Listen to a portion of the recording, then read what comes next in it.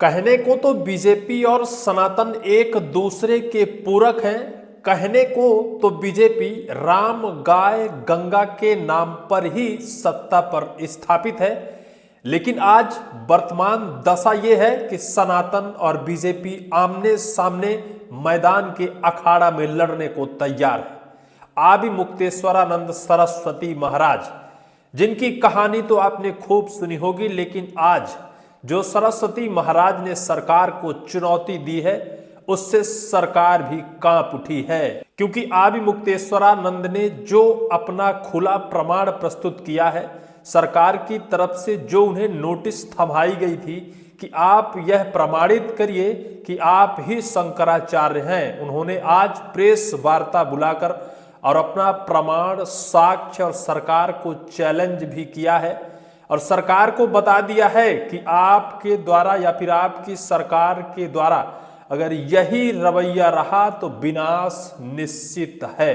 आदि मुक्तेश्वरानंद बीते मौनी अमावस्या को गंगा स्नान करने अपने बटुक बंधुओं के साथ जा रहे थे। मेला प्रबंधन ने उनका रास्ता रोका और उनका रास्ता रोककर उनके बटुक बंधुओं के साथ मारपीट की। मारपीट ही नहीं, उनकी शिखा उखाड़ी गई तथा कथित उनको खूब पीटा गया। कई लोग अस्पताल में अब भी भर्ती हैं। वो जो साधु हैं, संत हैं, सनातन के लिए मर मिटने वाले लोग हैं, जो हिंदू और सनातन को सिर्फ जीवित रखने के लिए वो खुद जीवित हैं, ना कि सत्ता के लिए, ना कि वोट के लिए और ना तो बैंक बैलेंस के लिए। लेकिन आज उनके साथ भारतीय जनता पार्टी की सरकार ने जो व्यवहार किया है, यह साफ तौर पर अपना असली चेहरा दिखा दिया है कि राम गाय और गंगा के नाम पर तो सिर्फ वोट समेटने वक्त ही यह सब कुछ कहा जाता है।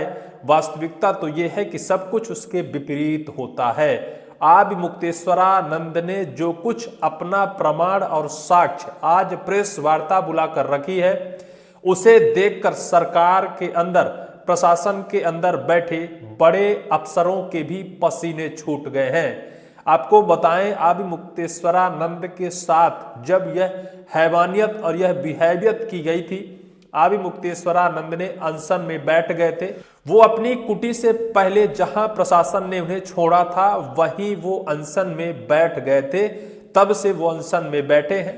प्रयागराज मेला प्रबंधन इन आरोपों से बचने के लिए उनके ऊपर एक आरोप लगाया। आरोप ये लगाया कि आप शंकराचार्य है ही नहीं, सुप्रीम कोर्ट का आदेश है, अभी यह मामला विचाराधीन है, आप क्यों अपने आप को शंकराचार्य कहते हैं।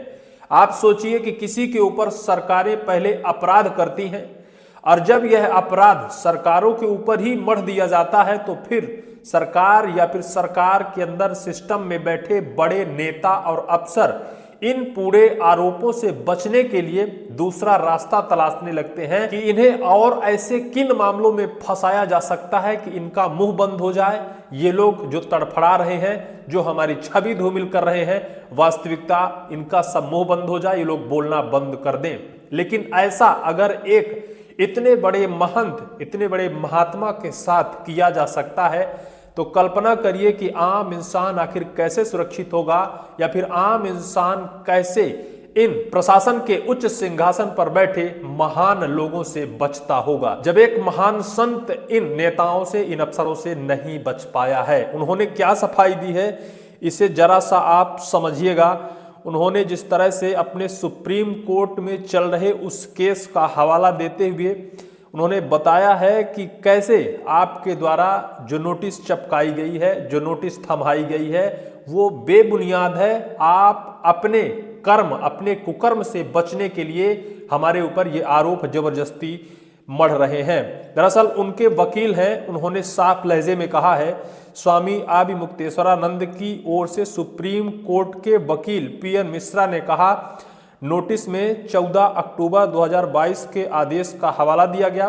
प्रशासन सुप्रीम कोर्ट के जिस आदेश का हवाला दे रहा है, उसके पहले 21 सितंबर 2022 का आदेश है, जिसके ऑर्डर में स्वामी आदि मुक्तेश्वरानंद को शंकराचार्य बताया गया था। स्वामी जी का पट्टाभिषेक तो 12 सितंबर 2022 को ही हो चुका था। प्रशासन जिसे सुप्रीम कोर्ट का आर्डर बता रहा है वह 17 अक्टूबर का है। स्वामी अब मुक्तेश्वरानंद का पट्टाभिषेक इससे पहले ही हो चुका था। सुप्रीम कोर्ट ने अपने आर्डर में ही कई जगह शंकराचार्य लिखा है। प्रशासन के अधिकारियों ने जो नोटिस भेजा है वह सुप्रीम कोर्ट के आदेश का अवमानना है। सुप्रीम कोर्ट के आदेश को चुनौती ये प्रशासन के बैठे नुमाइंदे कर रहे हैं, सिर्फ इस बचाव के लिए कि उन्होंने पहले तो बटुक बंधुओं को पीटा है। उसकी जब निष्पक्ष जांच की मांग की जाने लगी, जब इन्हें लगने लगा कि हम फंस जाएंगे, अगर जांच होती है तो निश्चित तौर पर हमारी कुर्सियां जाएंगी, तो ये लोग फिर अपना दूसरा रास्ता तलाशने लगते हैं और फिर सुप्रीम कोर्ट का एक पुराना आदेश ढूंढ कर लाते हैं और मेला प्रबंधन द्वारा बकायदा उस नोटिस को उनके कुटी में ले जाकर उनके बटुक बंधुओं को आधी रात को देने का प्रयास करते हैं। बटुक बंधु लेने से मना कर देते हैं, उनकी कुटी में ही उस आदेश को चस्पा कर रफू चक्कर हो जाते हैं। 24 घंटे का उन्हें अल्टीमेटम दे दिया जाता है कि आप यह प्रमाणित करिए कि आप ही शंकराचार्य हैं। अब सोचिए कैसे उनके खिलाफ साजिश रची गई। सरकार के अंदर भारतीय जनता पार्टी की सरकार है, मध्य प्रदेश हो चाहे उत्तर प्रदेश और चाहे हमारे भारत में भारत के प्रधानमंत्री नरेंद्र मोदी और उत्तर प्रदेश के जो मुख्यमंत्री हैं योगी आदित्यनाथ, उन पर भी अब सवाल खड़े होने लगे हैं। उन्हीं की शासन सत्ता में साधु महंतों का इतना बड़ा अपमान हो रहा है। आप सोचिए आज जिस तरह से आदि मुक्तेश्वरानंद सरस्वती ने प्रेस वार्ता बुलाई है और प्रेस वार्ता बुलाकर सरकार के पैजामे फाड़ दिया है और बकायदा यह चैलेंज कर दिया है कि आदि मुक्तेश्वरानंद का अपमान किया गया है। हमारा तो सवाल यह है कि कोई भी सामान्य व्यक्ति हो, अगर वो आदि मुक्तेश्वरानंद ना होते तो क्या उनके ऊपर इतनी भयावह कृत्य किया जा सकता था? क्या उनका अपमान किया जा सकता था? क्या उनकी उस मंडली के साथ मारपीट की जा सकती थी? छोटे छोटे वटुक बंधुओं को घसीट घसीट कर पीटा जा सकता था?